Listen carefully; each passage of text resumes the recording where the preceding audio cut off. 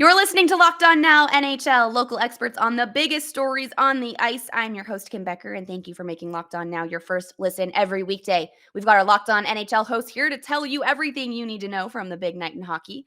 We start in Philadelphia for our biggest game. The biggest game. The Philadelphia Flyers got their first taste of life without Claude Giroux last night, and it wasn't too hard to swallow. Philly got a win at home, and Locked On Flyers tells you who filled the traded Stars' shoes. Hi, this is Rachel Donner with your Locked On Flyers postgame quick reaction to the Flyers 2-1 win over the New York Islanders. It's their first official game in the post-Claude Giroux era. And on Friday, I would say the Flyers look a little shell-shocked against Ottawa, but today they looked a lot different. I think partially due to the arrival of Owen Tippett from the Florida Panthers, of course, part of that Giroux trade.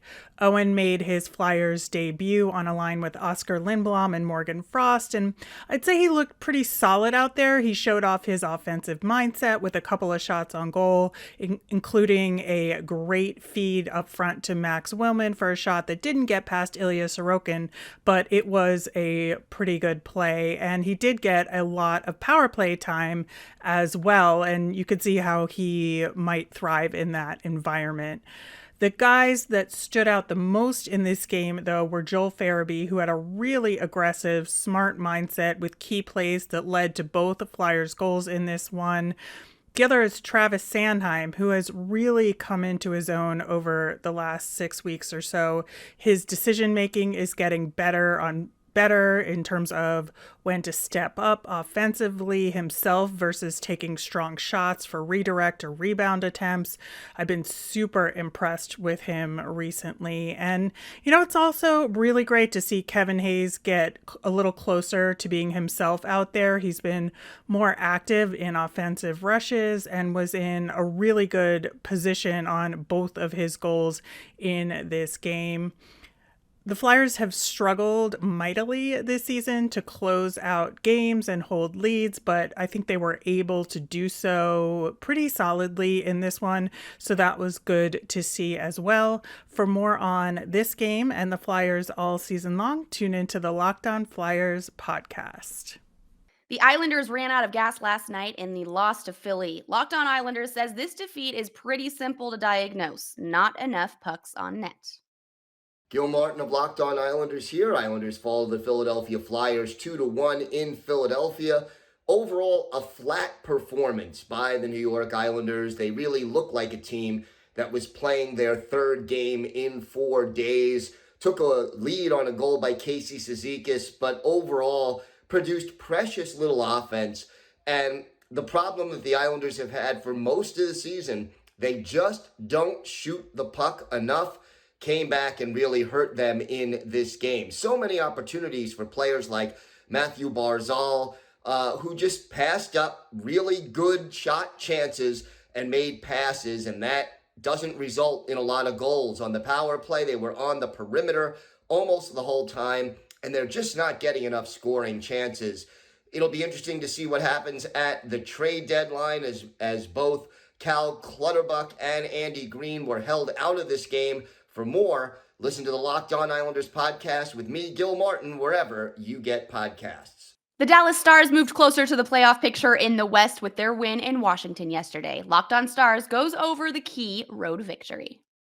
The Dallas Stars close out their 4-game road trip in style in Washington, D.C. Hey, everyone. Dane Lewis here with the Locked On Stars podcast, coming to you on a Sunday in which the Dallas Stars were victorious, getting revenge on the Washington Capitals, beating them in their building after the Capitals beat the Stars 5-0 in their building on Sergei Zubov night. And this was a big game all around. It was dramatic, went down to the wire.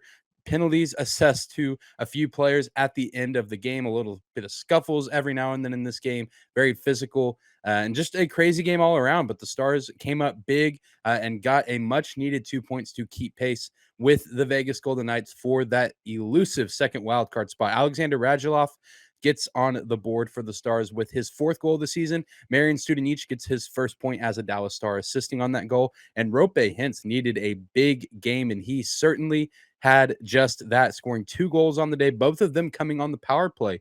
So a nice reemergence of Rupe Hintz being a goal scorer once again, and maybe a reemergence for the power play for the Stars team, as the man advantage has not looked good for this team as of late. But maybe this is finally the game where things finally start clicking again, and the Stars would be very, very happy with that. Jake Ottinger, another fantastic outing for the young netminder, saving 36 shots, 38 shots on goal in total. He did give up 2-1 to Alexander Ovechkin, which, I mean, that's just an inevitability. It seems like anytime you play the Capitals, so that Ov is very capable of getting a goal against you. He now has 40 on the season at his age, continuing to pursue the number one spot on the all-time goal scoring list. But this, again, was a crazy game, one that I'm glad the Stars were able to win, and they needed this one desperately, as they've been struggling a little bit as of late, and now they will be coming back to the friendly confines of the AAC on Tuesday for a date with the Edmonton Oilers. We'll talk about this game in its entirety on Monday's episode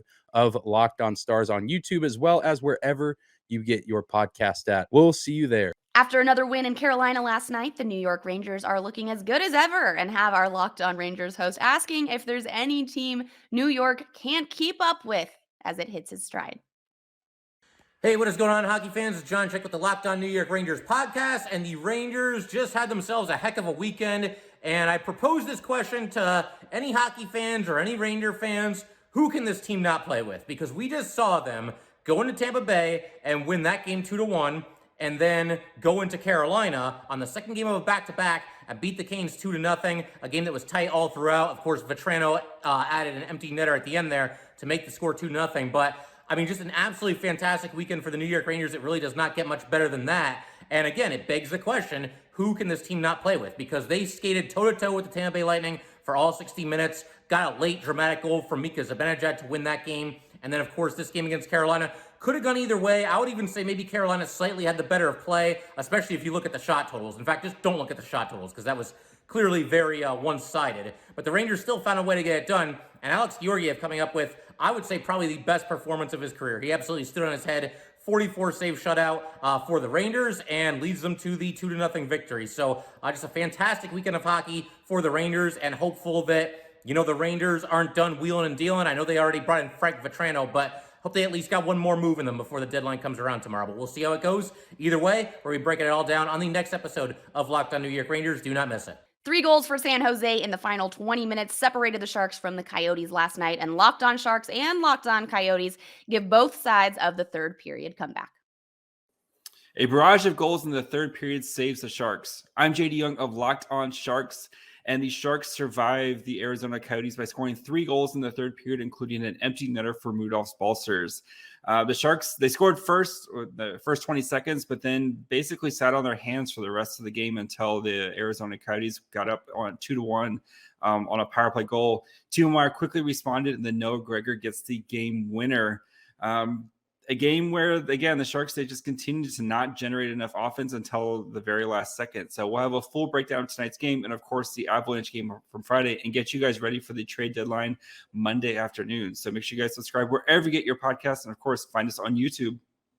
That's all for today on Locked On Now NHL. Thank you again for making Locked On Now your first listen every weekday. Now that you're done here, go on and make your second listen Locked On NHL and your team's Locked On podcast. I'm Kim Becker. This has been Locked On Now, Locked On your team every day.